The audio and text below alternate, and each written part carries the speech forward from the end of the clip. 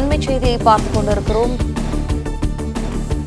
தமிழ்நாட்டில் நடைபெறும் கள்ளசாராய ஆட்சிக்கு கள்ளக்குறிச்சியே சாட்சி என எதிர்க்கட்சித் தலைவர் எடப்பாடி பழனிசாமி தற்போது பேசியிருக்கிறார்.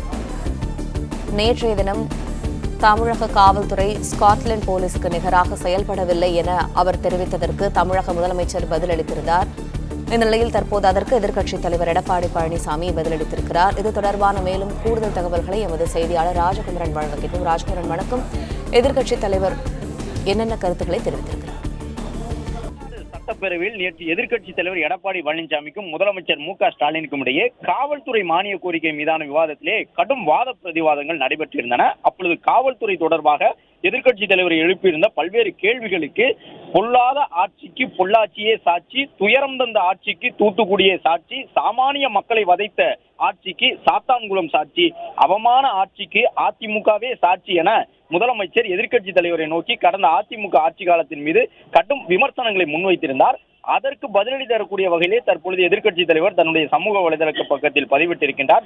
கடந்த ஆட்சியில் நடைபெற்ற சம்பவங்களை சுட்டிக்காட்டி ரைமிங்காக முதலமைச்சர் நேற்று நகைச்சுவையாக அந்த விமர்சனங்களை முன்வைத்திருந்த நிலையில் தற்பொழுது அதே பாணியிலே எதிர்க்கட்சி தலைவர் எடப்பாடி பழனிசாமி கள்ளச்சாராய ஆட்சிக்கு கள்ளக்குறிச்சியே சாட்சி, சட்டம் ஒழுங்கு சீர்கேட்டிற்கு மாணவர்கள் புத்தக பையில் அறிவாள்களே சாட்சி, பெண்கள் பாதுகாப்பு இன்மைக்கு அண்ணா பல்கலைக்கழகமே சாட்சி, போதைப் பொருள் கடத்தலுக்கு திமுக அயலக அணியே சாட்சி, போதையின் பாதைக்கு ரிஷிவந்தியம் திமுக இளைஞரணி கூட்டமே சாட்சி, ஸ்டாலின் மாடல் சமூக அநீதிக்கு வேங்கை வயலே சாட்சி என்று அதே பாணியில் தன்னுடைய பதிலடியை எதிர்க்கட்சி தலைவர் பதிவு செய்திருக்கிறார்.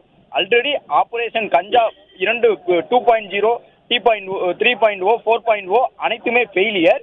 இதில் இன்று வெர்ஷன் 2.0 லோடிங் ஆம் என்று நகைச்சுவையாக குற்றம் சாட்டியிருக்கக்கூடிய எதிர்க்கட்சி தலைவர் எடப்பாடி பழனிசாமி அதிமுக ஆட்சியில் தலை நிமிர்ந்து இருந்த தமிழ்நாட்டை ஜாமீனில் வந்தவர்களுக்கெல்லாம் தியாகி பட்டம் கொடுத்து தலைகுனிய வைத்ததற்கு இந்த முதலமைச்சருடைய ஆட்சியே சாட்சி என விமர்சித்திருக்கின்றார்.